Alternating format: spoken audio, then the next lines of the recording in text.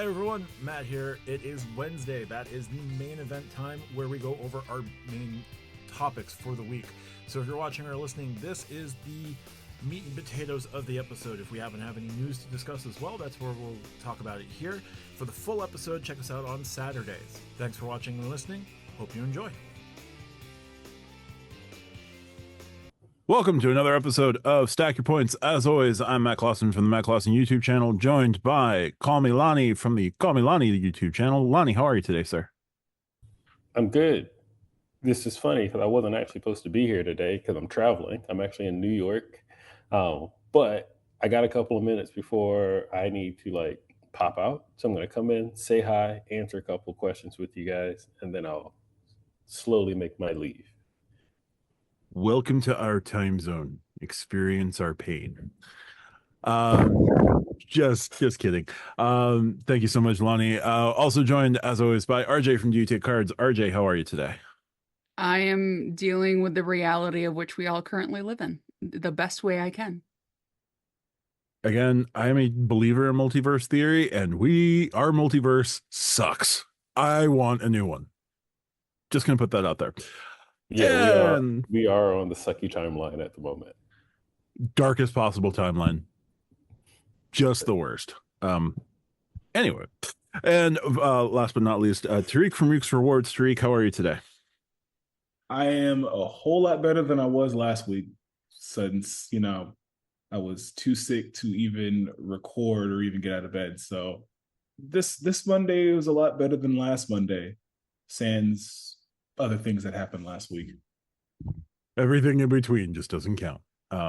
Yeah, so we're going to continue on, but we're going to move over to our topics and news items of the week. Our news roundup starts with U.S. Bank. U.S. Bank has launched the U.S. Bank Smartly card. This is a 2% base earning credit card, 2% on all purchases, with the option to go up to 4% cash back on our purchases. Now, the steps that you have to take to get to 4% are a little bit, I'm going to go with complicated, but complicated may not be the best word. I myself am going to be doing a video with a friend of the pod, Space Co., just highlighting his experience with setting up for Smartly, why he is suddenly down on Smartly potentially. Just be on the lookout for that on my channel. But US Bank has launched the Smartly Rewards credit card, which also requires a Smartly checking account and a Smartly Rewards savings account in order to start maximizing for the 4% back on that credit card. Now, if you have those two accounts, in addition to the Smartly Rewards credit card, and you hold at least $5,000 in assets with US Bank between those two accounts and potentially an IRA account or an investment account with US Bank, you can earn 2.5% on all your purchases. If you hold $50,000 in assets with US Bank, that will go up to a flat 3%. And if you hold $100,000 in assets with US Bank, that would go up to the 4%. At its base, it is a 2% earning card with no annual fee. It has no APR in the first year, whether for balance transfers or for purchases in the first 12 months of holding the card. It does not have a welcome offer, which may or may not be a hindrance to folks depending on how they want to operate with US Bank. And it is a metal card, as well as holding a 3% foreign transaction fee. That is the US Bank Smartly Rewards card. I'm going to be doing an in-depth dive on this card with Space Co., as I said, when I continue my personal series on the various issuers. But RJ, Tariq, do you guys have any thoughts on US Bank launching this particular card? I'm glad that another company is trying to do what Bank of America does, because I think the competition is good for the credit card community. I think this is not seemingly going to work out as well as the Bank of America program has. And I don't have $100,000 to just chuck into US Bank to get that 4%, and I don't really do cashback. So not for me. If you have a spare $100,000 you want to have me put in my account so I can try this out, I am taking applications for that. There you go. Tariq, anything on Smartly Rewards?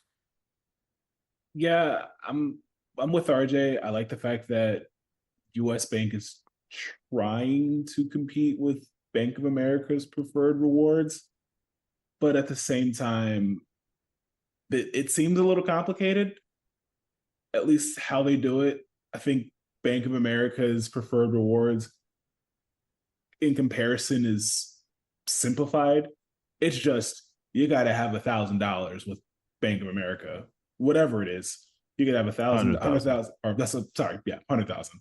You could have $100,000 in checking account, a savings account, or a brokerage or IRA with Merrill Lynch. So if you want to just throw your retirement funds in Merrill Lynch, or if your employer does a 401k with Merrill, I think that counts too. Merrill Lynch is owned by Bank of America. Yes. So with that being said, you could just have $100,000 in retirement with Merrill Lynch, owned by Bank of America, and then you get I think it's up to a 75% bonus with the 100,000 in assets with them. So like yeah, you won't get, I think you'll get like upwards of like 5.25% on like a customized cash rewards card, or I think it's 2.25% on like the catch-all card. They're like, again, we're trying to do math. It's like after midnight on the central time zone and like 1 a.m., but 1.5 plus 75%. On the Bank of America side, if you have the 1.5% or 1.5% earning card, you would earn 1.875% at the first level of Bank of America preferred rewards. You would earn 2.25% on their second level, and then if you were to max out, it would be 2.65%. 2.62%. Yeah. So obviously on the catch-all side, at $100,000 compared to US Bank Smartly versus Bank of America's preferred rewards, on a catch-all side, US Bank would win. But I think for the time being, it's only that Smartly card for that rewards program. We don't know what Wells Fargo or what US Bank plans on doing with like the Cash Plus, the Shopper Cash, the Altitude Go, Altitude Reserve. So we don't even know if those are just even going to be included in that, or what they plan on doing. So at the time, you mentioned the Altitude Reserve. Go ahead, Matt. So, in addition to Smartly Rewards being launched, the Altitude Reserve card has been removed temporarily from the US Bank website and is not currently available for application at the time of recording on November 11th we're now on November 12th at such and such time as we are recording. That being said, US Bank has done this before. US Bank pulled the Altitude Reserve when the Altitude Go launched and allowed for a number of months of US Bank Altitude Go exclusivity, and then returned the Altitude Reserve to public availability via application with some changes to the card. What those changes are, off the top of my head at this time, I'm not going to recite, but they made some small changes to the card, and then they brought it back. I think, and this is me personally speaking, the Altitude Reserve will be back within the next 6 months. There may be changes to it, or the Altitude branding as a whole has probably not worked the way that US Bank has expected. US Bank has at least 6 outstanding trademarks. So the structure of the US Bank Altitude Reserve, I think, is coming back, potentially under another new card name.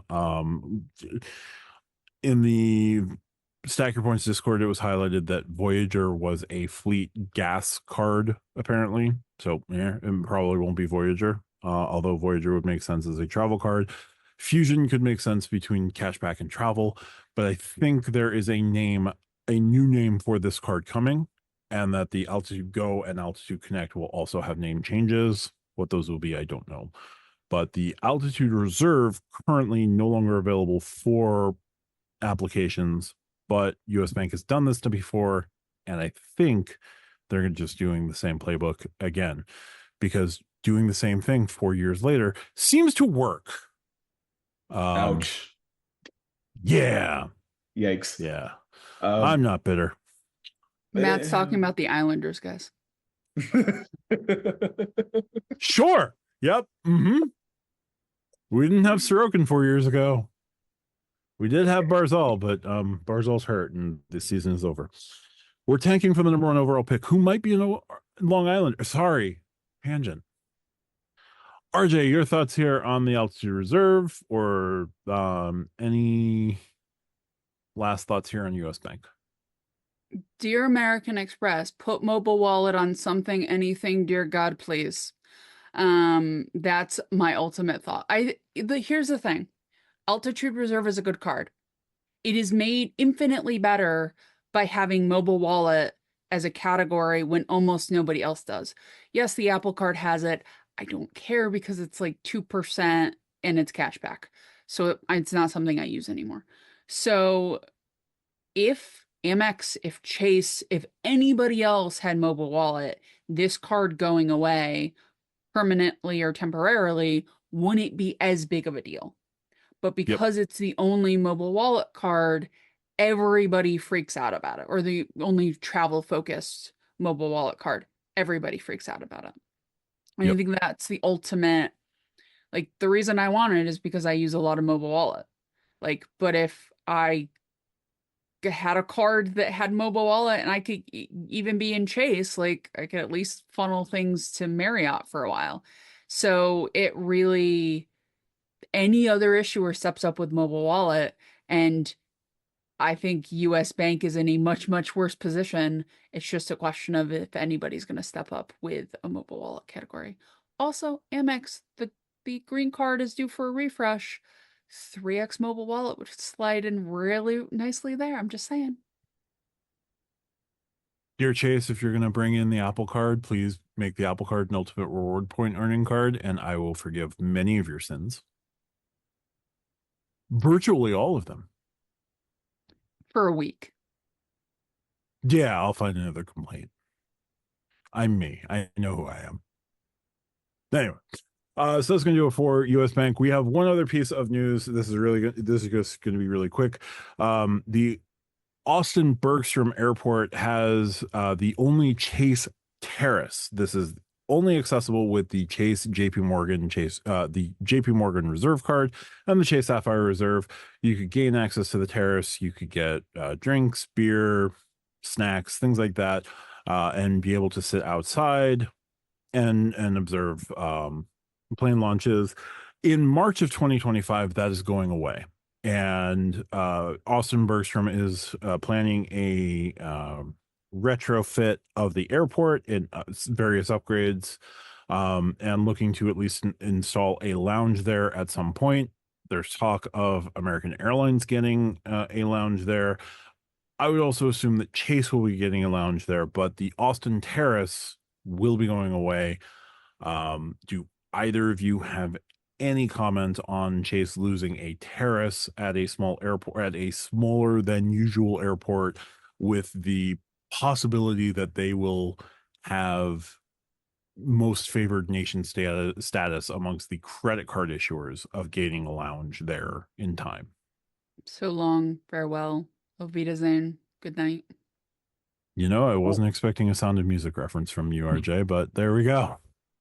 I'm a huge musicals fan. Fun fact. So I don't think that Austin Bergstrom's going to be hurting that much that they're going to be losing the Sapphire Terrace. I mean, if Chase decides to throw a Sapphire Lounge at Austin Bergstrom, that'd be cool. But as it stands, Austin Bergstrom has a United Club, an Admirals Club, and a Delta Sky Club. So they're not hurting for lounges at Austin Bergstrom. So at the same time, you want to throw a Capital One or a Chase Lounge, first to throw a credit card lounge gets a bunch of credit card access outside of the airline cards. Cool. Chase, you want to get some more Sapphire Reserve card holders in the greater Austin area, and you're losing the Sapphire Terrace? Because let's be honest, if you're flying out of Austin in the summer in Texas, you're not going to necessarily want to fly out of the Terrace. It gets hot outside. That was like my biggest question the entire time. Why the hell would you have an outdoor lounge in Texas? Chase, were you thinking that fully? Like, No, that terrace is becoming public space again, so anyone will have access to the terrace. So the same "why would you stand out there" will be a question regardless. Yes, They but at least copy it's Cancun. Yeah, but it's public use at that point. It's not like you have to be reserved to holding the $550 credit card just to use the Sapphire, just to use that outdoor terrace. That's fair. So, but yeah, Chase, if you want to decide to upgrade the Sapphire Terrace to a Sapphire Lounge with like some random line access, cool. You'll get some card holders that will prefer an indoor lounge in Austin. But other than that, Austin, funny enough, is not a lounge desert, with the exception of like the credit card lounge, like your credit card lounges.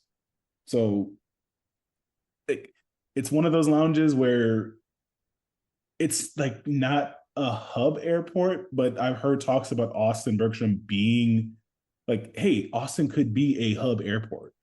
I think they have enough. Plus, they're far enough outside of Austin to not deal with the traffic, and they have that state highway toll road, so you have access to it.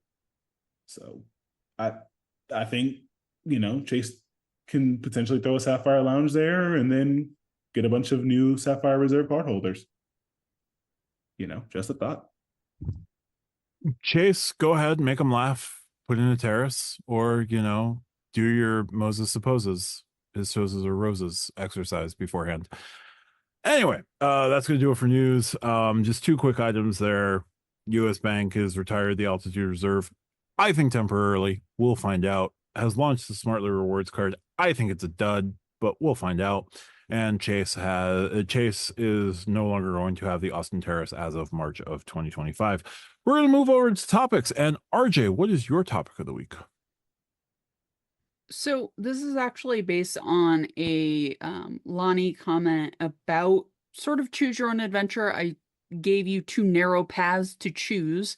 But I sort of want to get to what you guys think is important as far as categories, or which categories would you personally prioritize? And I gave you sort of two models. Now, this is not about status. This is not about perks. This is not about annual fee.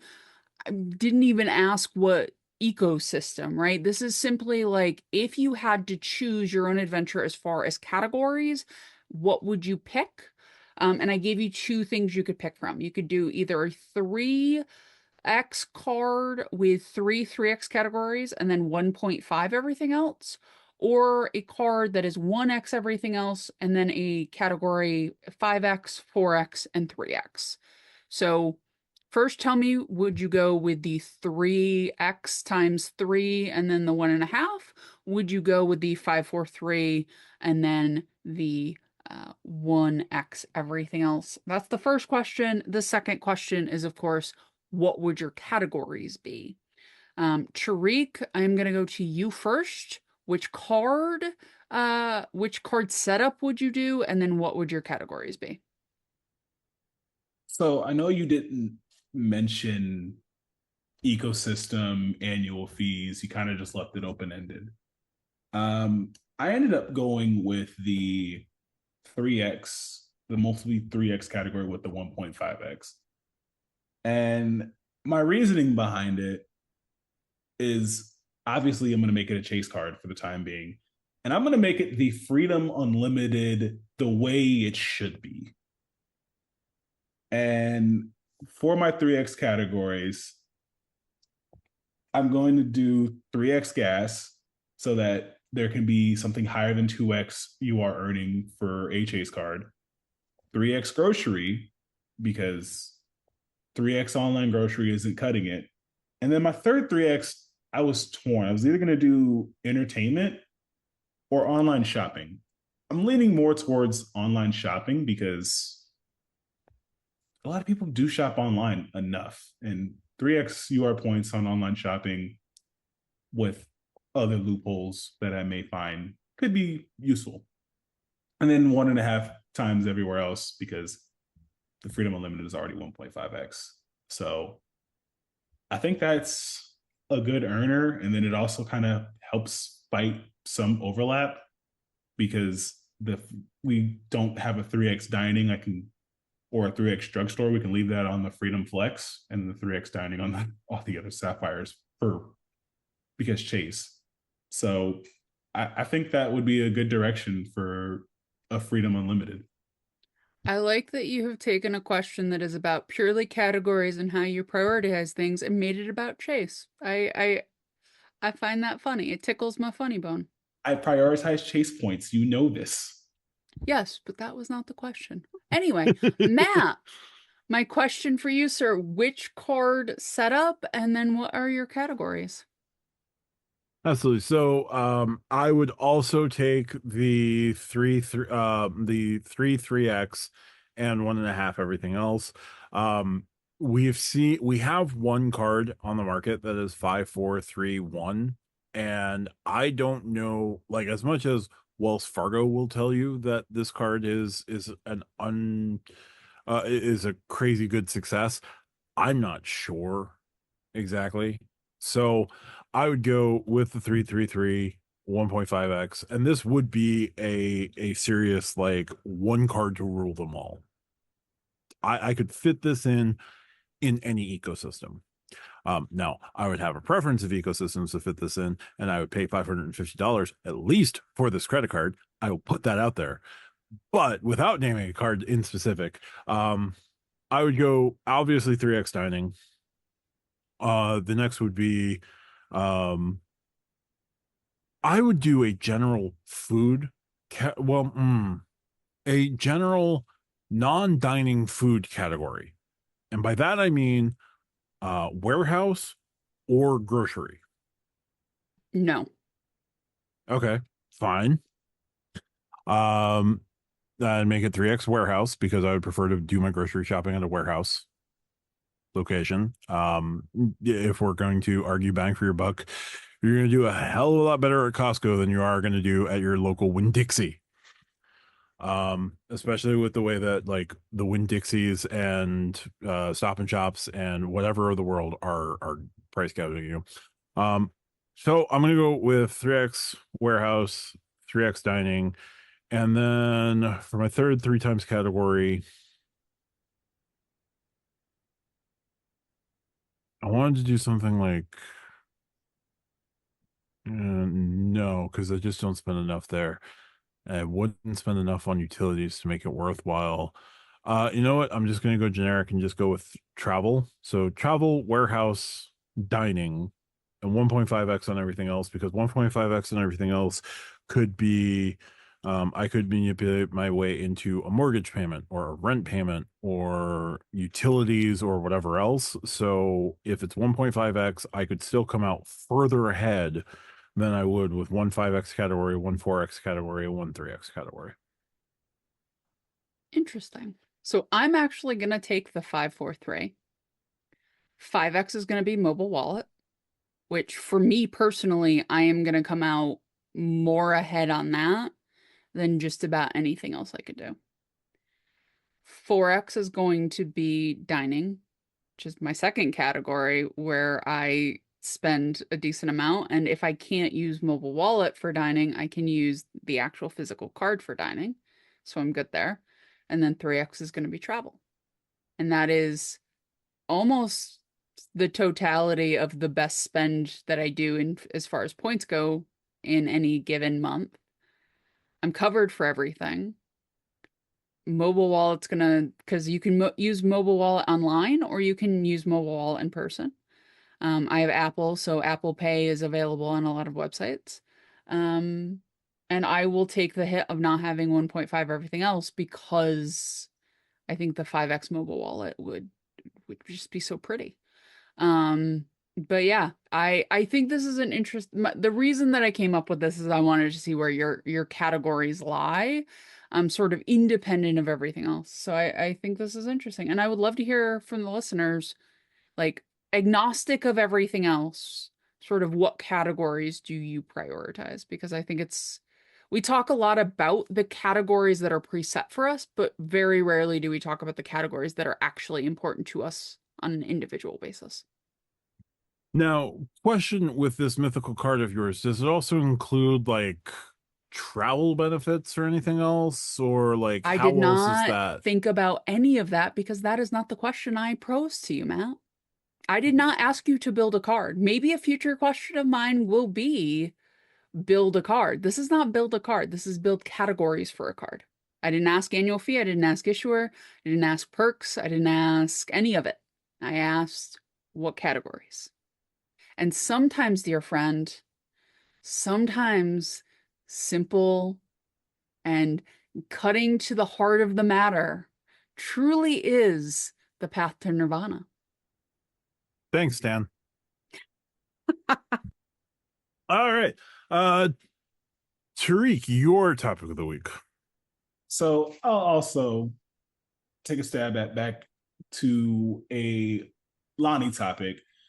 I can't even remember what episode it was. It was either the end of Q3 going into Q4 or the beginning of Q4, where he asked us, what, like, are we planning on using any categories or benefits going into the fourth quarter? In which my response was the infamous use of a certain C word 7 times. And in that, I mentioned that I wasn't going to, like, none of the categories for Q4 really stood out. And I realized that I was wrong in that. So my question was, what is a spending category or benefit from a card in your collection, current card that you have in your wallet, whether it be your active wallet, your backup wallet, whatever, that you utilize more than you expected? And for me, that's PayPal. I didn't expect to use PayPal much for Q4. Little did I realize how easy it was for me to use PayPal just to check out and buy things, or go to, I've, like I said, feeling under the weather. There's a CVS right down the street from me. Spend a lot of money at CVS, and I realized that it even stacks like 7x, and like incidentally, or even there's a pizza place at this damn near abandoned mall that is close by that I'm able to check out with PayPal to pay for a slice and a soda. So I've used PayPal way more than I expected. And, I'm still using the C word in Q4, but I'm using PayPal a lot more than I expected. And I'm happy about it. So, with that being said, Matt, got a card category of benefit that you are using more than you thought you would? Before I answer, what you're telling us is you basically effectively like locked down a category 2 at a Hyatt for one night based on your PayPal spend for the quarter so far. I wouldn't go category 2. Maybe an off peak category 1. I haven't done that much PayPal spend. The quarter is still young. All right. Spending category or benefit on a card in my collection that I've utilized more than I expected. I would say just online grocery, online non-dining specific spend through DoorDash has been very nice, especially as I realize that not only will I get $10 off, whether that is a $10 tip to my driver to bring whatever items to my house, but not having to go to Dollar General has been nice. Not having to go to Staples when I've needed to do a quick Staples run has been nice. Heck, even pre-purchasing alcohol in advance of what turned out to be a terrible night has been really nice for me. So getting 3 times points on a bottle of Angel's Envy was really good. Getting 3 times points on a Staples purchase that I didn't expect to have to make, even though, yes, I could have technically made it a 5 times point purchase if I went in person and used my chasing cash. Um, but I'm lazy and I didn't feel like going to Staples that day, and I had a $10 credit to burn. I'm utilizing the DoorDash credit, the $10 DoorDash credit more than I thought I would. And I am trying to find creative ways to do that, that do not necessarily conform to just using it at Stop and Shop or insert grocery store here. Yeah, actually it's really easy that I've burning that $10 DoorDash credit. Like I'm pretty sure I burned it like within the first few days of the month. Like as of filming, we started on the 11th. We're currently going into the 12th, and I think I want to say I burned that credit like on the second of something. So like it's easy to burn. Anyway, RJ, what's your category of benefit that was more utilized than you expected? U.S. purchases made from electronic goods retailers and software and cloud system providers, which is Apple. It's Apple, guys. Apparently, my Amex Business Gold gets me 4x points when I buy directly from Apple, including App Store purchases, which means all of my subscriptions that renew, my monthly subscription for Apple One, I bought the laptop that I edit and record on with my business goal to hit part of the sub. I got 16,000 points from buying a new laptop. It was great. It was a $4,000 computer times 4x points. Needed to buy a new computer, was going to max it out, did max it out, put it on the business gold, got 4x points. It was fantastic. But yeah, that's a category I did not actually expect to ever use for this card, and it's been great. It honestly, there is this much of me that wants to keep the business gold over the personal gold because the annual fee is very slightly different. It's like $50 different. I can use restaurants. I can use the Apple. And if I need to use, if I'm doing a big transit thing, I can put the transit on here instead of my green if I really want to. So it's really a good card, and I really like the choose your own adventure with the rotating categories per month depending on how you spend and what you spend. And I wish that was on more cards. But anyway, that is a category I did not expect to use, and then found out I could put Apple on there and went, hey, this is fantastic. I'm gonna keep doing that. So follow-up question. Did you already purchase your new iPhone, RJ? The iPhone is on the Apple Card. So was that before you knew about the Yes. 4X? Because it's 0 APR for 24 months. That's the Apple Card. I can get the 0 APR.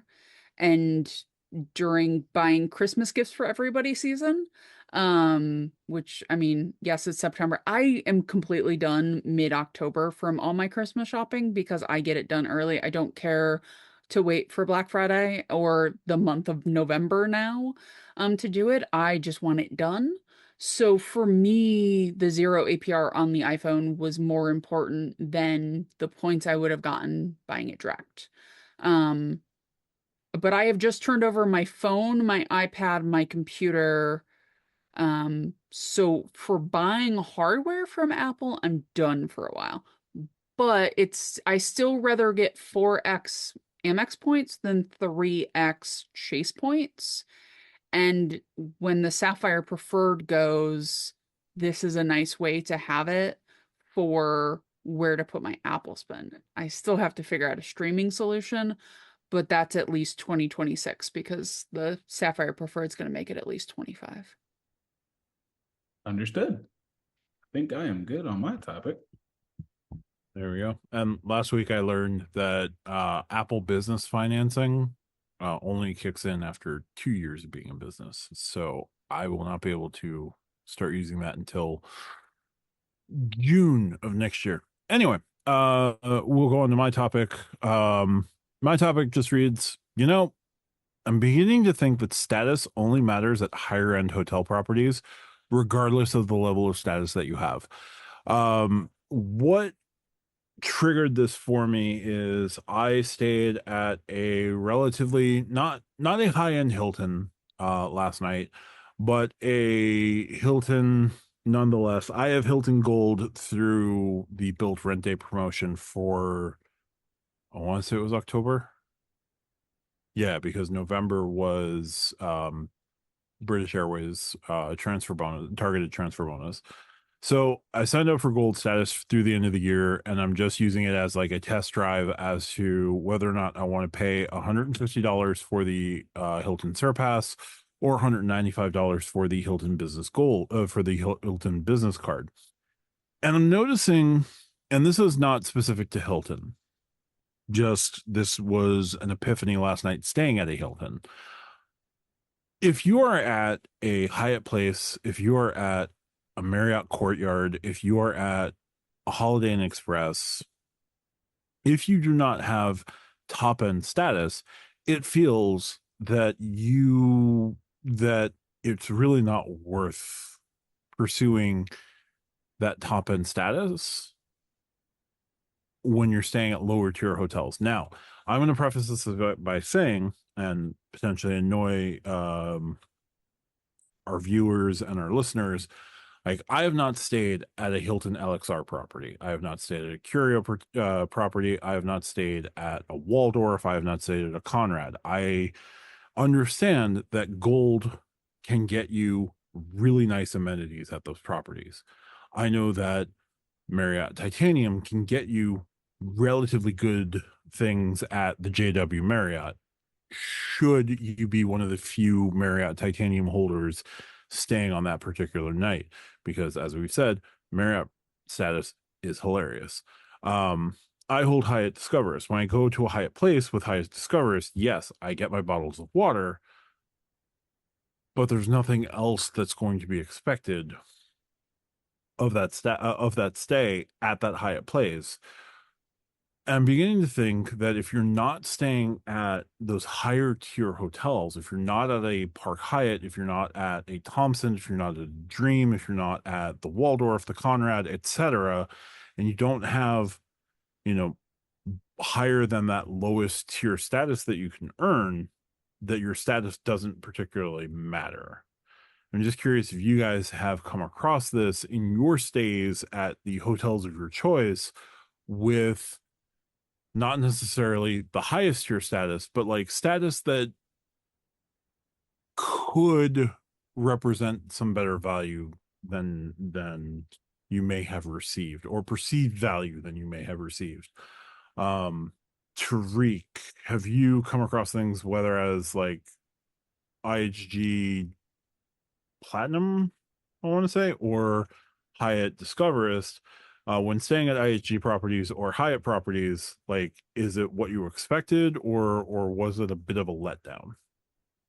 So I'm going to start at least looking at your topic and adding an additional stating, like, regardless of status level. I feel like it also plays in the fact what ecosystem, like, status you're going to be at, because like you could have, for me, I have IHG Platinum or Hyatt Discoverist, and granted, my sample size for IHG Platinum is very, very small. As a matter of fact, I literally just stayed at my first IHG property this past weekend, which, yeah, it was a Holiday Inn Express, which I barely got status recognition at that. And I get it. I wasn't expecting much.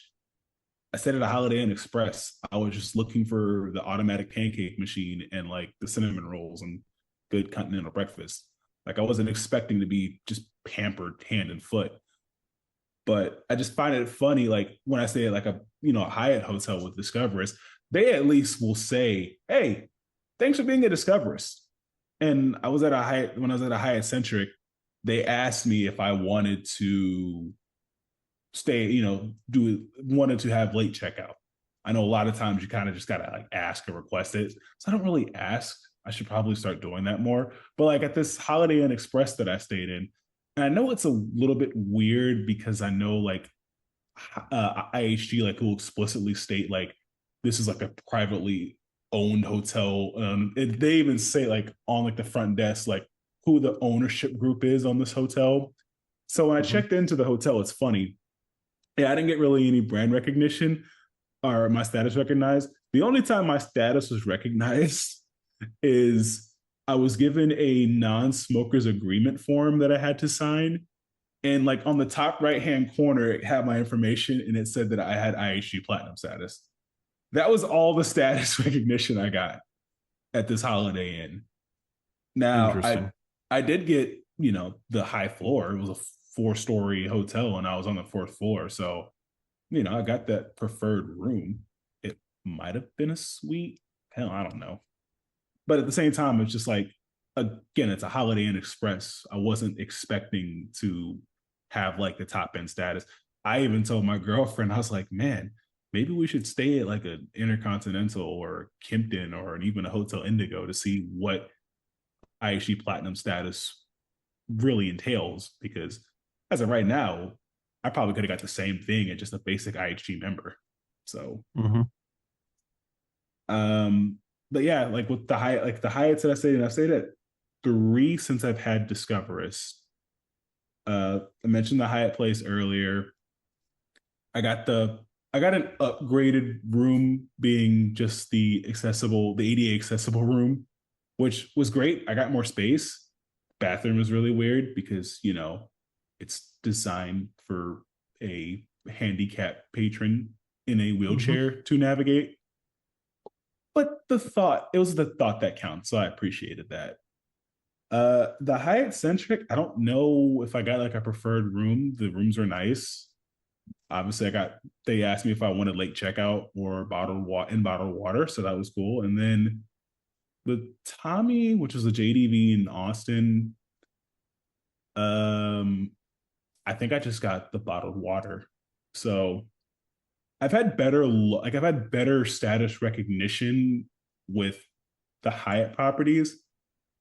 And then there's one other one that I will say, and then I'll probably pass it on. When I was at the Hyatt Regency in Chicago, I didn't have status, but there were features, and I potentially got a room upgrade from what I remember seeing based on like what I booked. And I wasn't a status member.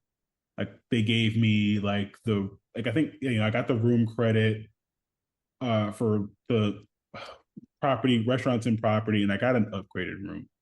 So I didn't have status. So it also, I guess, depends on the property and like what they have as like an incentive or a way of saying, hey, thanks for booking with us. Now, Mhm. if I had Discoverist or Explorist or maybe Globalist, those amenities might have been elevated. But I'm sure being at like a Thompson or a Park Hyatt would have been better. But, like I said earlier, can't go wrong with the Hyatt Regency. So I think for me, I guess it depends on a mix of, yeah, the property status, but also the brand in their status because IHG status, they have that subject to availability and dependent on property. They hold that true because, like I said, I didn't even get like the welcome amenity. So Got it. they are, you really got, I guess you'd have to really like ask, as my dad always says, the squeaky wheel gets the grease. So maybe on my next IHG property, I stay at another one in like a month.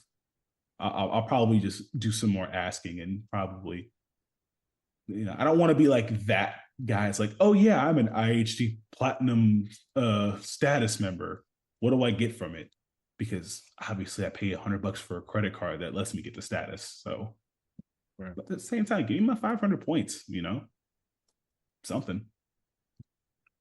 Yeah, I've been offered points. I've been given water bottles, but like I don't, and I know like given the properties that I've been staying at, I don't expect room upgrades, but like I haven't felt like the fact that I'm Hilton Gold or Marriott Gold or and even like temporary Hilton Gold and Marriott Gold or having attained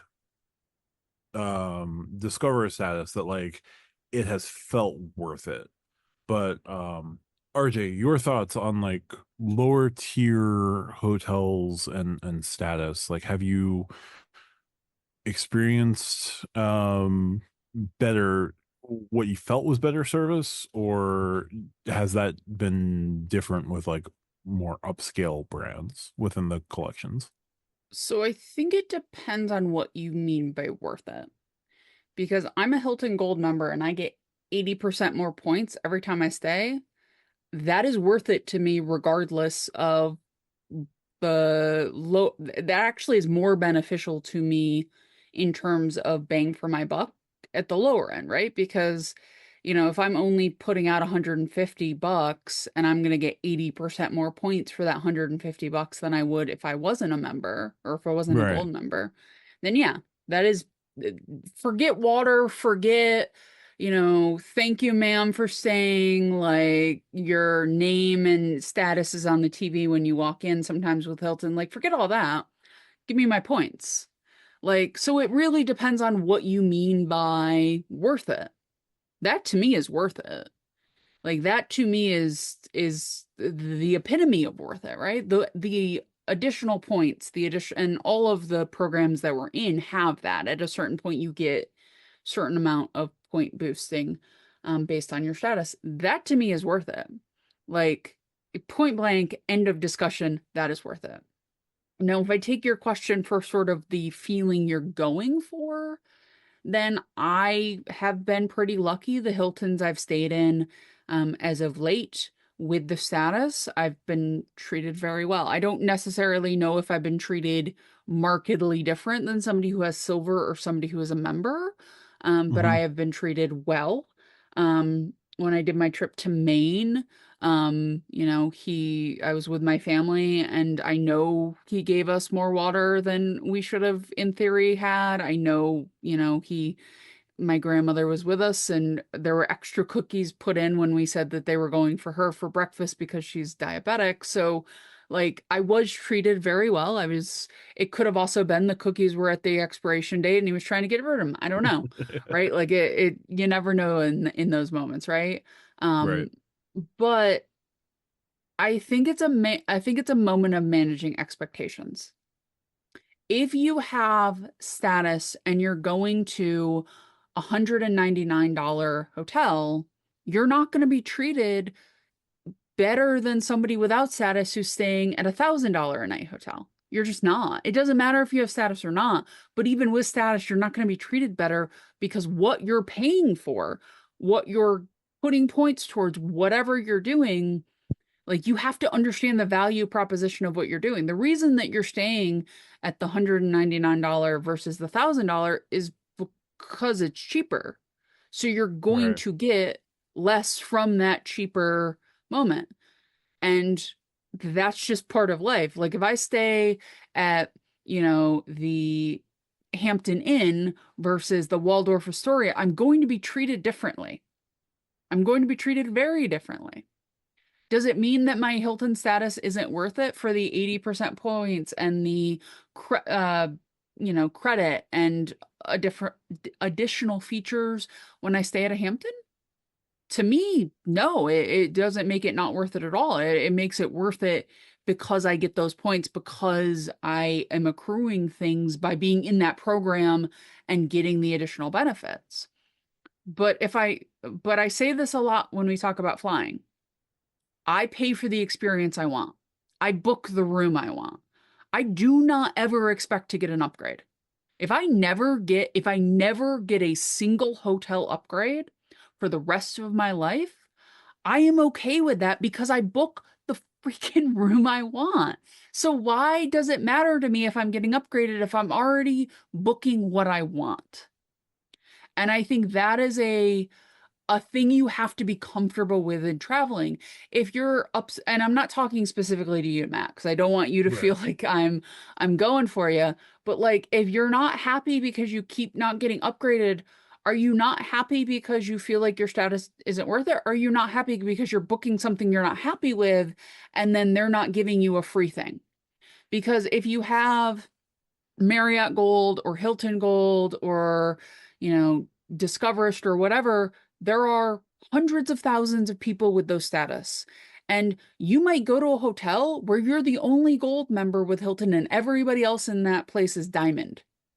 Right. And the person who might be in the nicest room in the place might not even have a Hilton Honors account. They might have just bought that room, right?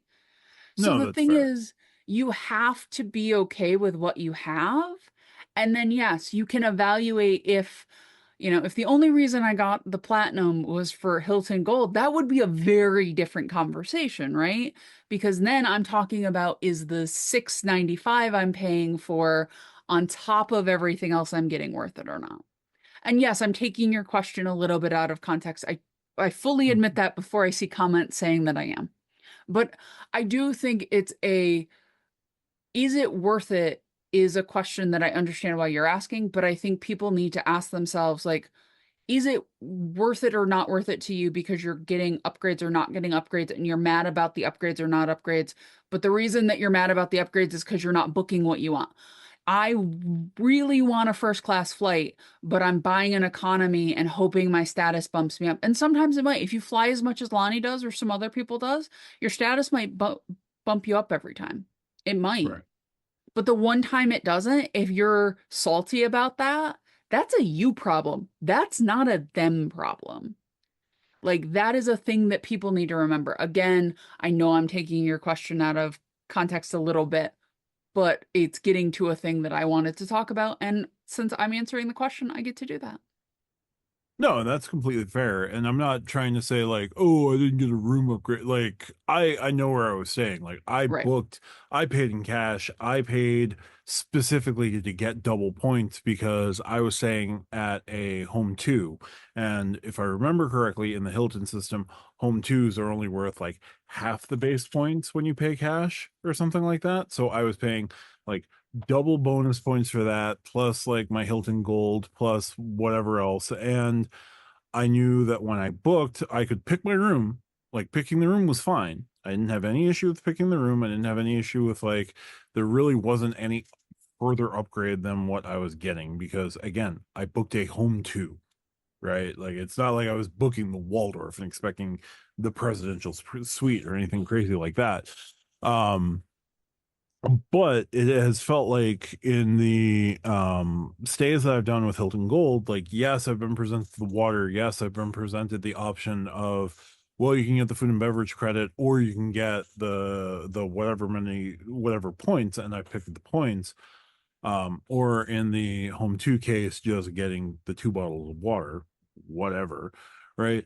But like, and I know while like upgrades haven't been a guarantee with those specific stays, it doesn't feel like it just didn't feel like for me with these particular stays, like status was necessarily worthwhile. Yes, I'm going to get 80% more points. And like I know at the end of this, like I'm going to come out further ahead having paid cash and paid a little bit extra for 2x points on the room, but like there wasn't anything else besides like, oh, my little card holder said thank you for being a gold member, and my TV was lit up with like, welcome to the Hilton, welcome to this particular Hilton gold member, my name.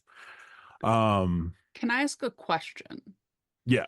Because it sounds less like is status worth it at different price points and more you have a beef with what the status offers in general, because the status itself doesn't necessarily change hotel to hotel. Now some of it, yes, some statuses do have special perks at certain brands, and that's not what I'm talking about.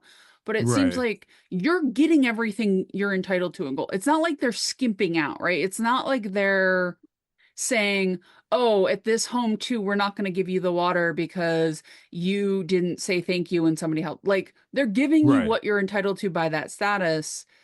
Is your beef with the status? Because it sounds like your beef is more with what the status entitles you to than like low end versus high end. As you're talking it out, we we didn't go over topics today, guys, so we're doing some of this on the fly.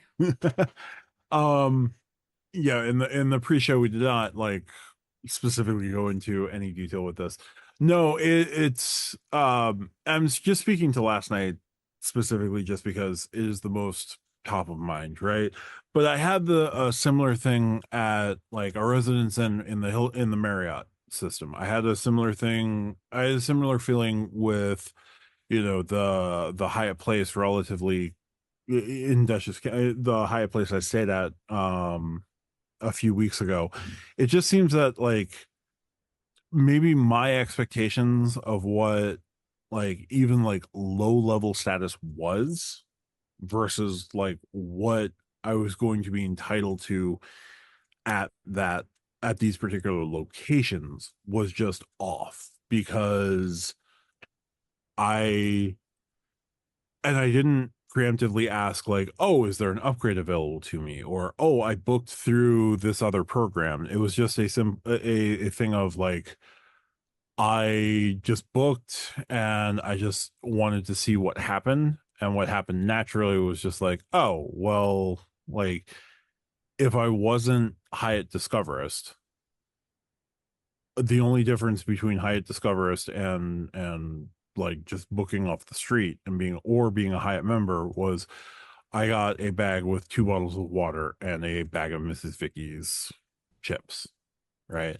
Now I know I'm going to get the extra benefits, but like it just didn't feel like the status was necessarily worth it. Maybe that is my beef Yeah, because it sounds across the like, multiple.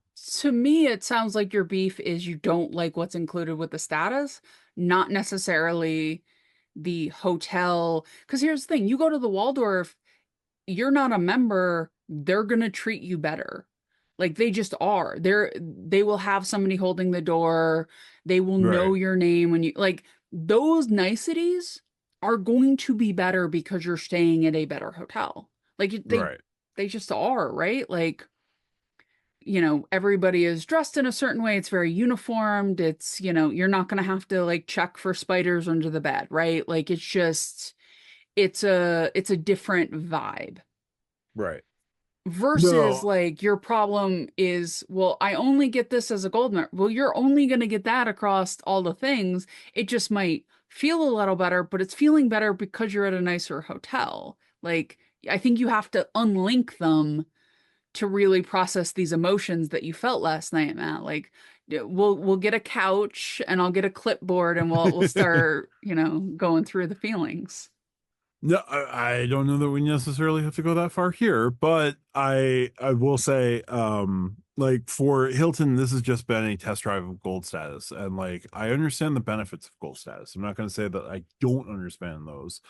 It's just like, is it worth the entire time I've been thinking, is it worth investing into because like the Hilton Surpass or the Hyatt card or the whatever Marriott card is going to give me gold status, even though like 6,000 cards give me gold status, like is it worth investing into those when I'm staying at these properties in this space?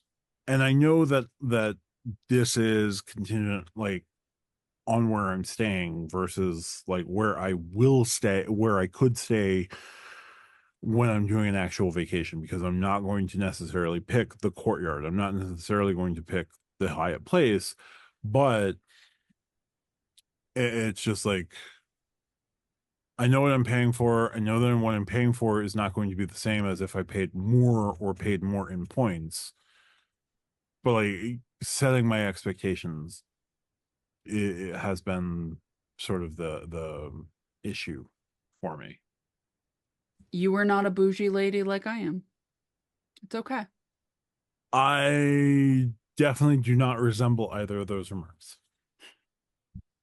All right. Yeah, so maybe status is not for me. I think that's going to do it for this week's episode of Stack Your Points. If you like what we do, hit the like and subscribe button down below on the YouTube channel. If you are listening to us on the podcatcher of your choice, please give us a 5-star rating. And as we continue to grow our audience, we are approaching 300 subscribers here on YouTube. Please help us get to that goal. We would love to hit that before the end of the year. It'll allow us to start thinking about other ways to give you guys value, potentially. And on the podcatcher of your choice, please give us 5 stars just so that we can keep reaching more folks across the credit card expanse. Please leave us a comment if you like. Leave us questions in the comments if you want to do that. Questions can also be done via asking us at stackyourpoints@gmail.com or our Stack Your Points podcast Discord in the podcast questions section of the Discord, which we all moderate. Tariq, if we wanted to find you on the internet, since you still haven't posted a video, and please do that soon just so that I don't go on strike, where else can we find you across the interwebs? Well, obviously, you can find me at Reeks Rewards. I've said it a few times. I know, beating a dead horse. Video coming soon. I promise. Or Gluey. Okay.